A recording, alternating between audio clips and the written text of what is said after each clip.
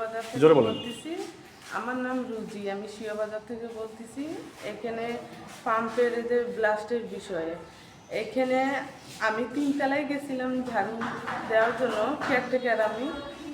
তারপরে ব্লাস্টের এমনভাবে আসে গায়ে পড়ছে যে আমার পায়ে আমার মাথায় আমি ব্যথা পাইছি, আর 2টা বাচ্চাকেও আমি বাঁচাইলাম।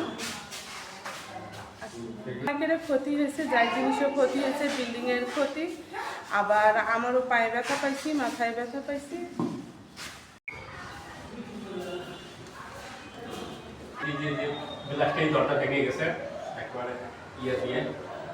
আচ্ছা ঠিক আছে।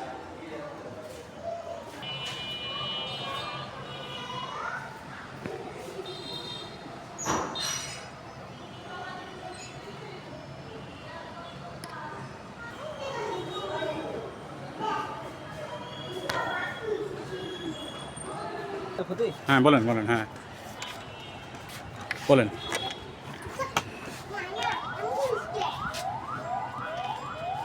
এখানে আমার ক্ষতি হয়েছে যা বিল্ডিংয়ের আপনার ওই জানলা দরজা এগুলো ক্ষতি হয়েছে। এখানে জানলা ভেঙে পড়ি আছে। আবার নিচে আপনারা দেখছেন ছাইয়ের জানলাগুলো প্রত্যেকটা গ্লাসেই ভেঙে গেছে। হ্যাঁ, আবার ওই যে সে বিল্ডিংয়েও সব জ্বালানা ভাঙিয়ে পড়ি আছে এখন। হ্যাঁ, গ্লাস সবাই পড়ি আছে। আপনারা এগুলো সব দেখতে পাইতেছেন আর কি যা আছে।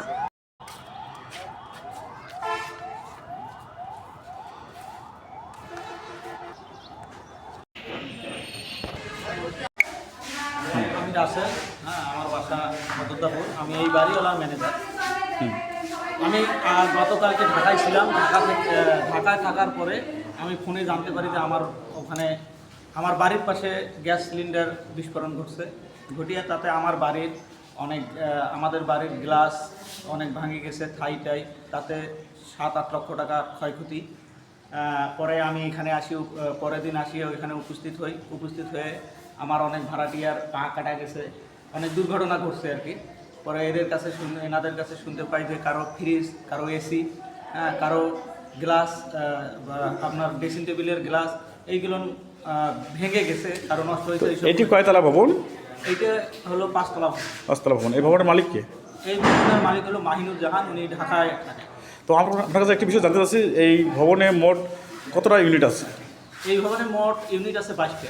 আর কতজন মানুষের বসবাস এখানে? এখানে বসবাস হলো প্রায় শতাধিক লোক। শতাধিক পরিবার বসবাস করেন। তো মোট ক্ষতির পরিমাণ কীরকম হতে পারে এই পরিবারগুলো? এখানে ক্ষতির পরিমাণ হতে পারে 7 থেকে 8 লক্ষ। এখন আপনাদের চাওয়া পাওয়া কি? এখন আমাদের চাওয়া পাওয়া হলো যে আমাদের ক্ষতিপূরণ দিতে হবে, প্লাস আমার যে ভাড়াটিয়ার যারা ক্ষয়ক্ষতি হয়েছে তাদেরও ক্ষতিপূরণ দিতে হবে। আচ্ছা, আপনার যে ক্ষতিগুলো হয়েছে এই ব্যাপারে কি আপনারা সংশ্লিষ্ট যে কর্তৃপক্ষ আছে ওই যেখানে যাদের সিলিন্ডার বিস্ফোরণ ঘটলো তাদের সঙ্গে যোগাযোগ করছেন কিনা? আমরা যোগাযোগ করার চেষ্টা করতেছি, কিন্তু এখনও তাদেরকে পাইনি। এই মালিক কোথায় আছে তাও জানি না, কিন্তু আমরা প্রশাসনের সঙ্গে অনেক জায়গায় আমরা দৌড়াদৌড়ি করতেছি যোগাযোগ করার জন্য। তো সর্বশেষ আপনার কী চাওয়া?